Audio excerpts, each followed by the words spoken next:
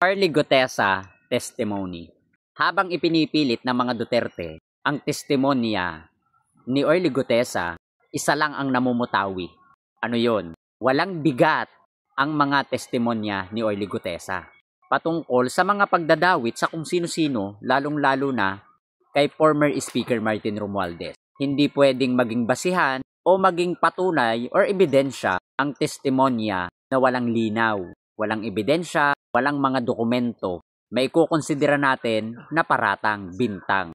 Kaya ang isang akusa ay mananatiling kasinungalingan at walang katotohanan hanggat walang bigat o kalakip na patunay. Hindi ito patigasan at hindi ito pa akusahan. Ito ay latagan ng patunay, hindi puro bintang. Dahil kung ito ay totoo at may bigat, dapat meron silang matibay na ebidensya para mag-file ng kaso against former Speaker Martin Romualdez. Kaya nga lagi kong sinasabi sa inyo, no evidence, no case.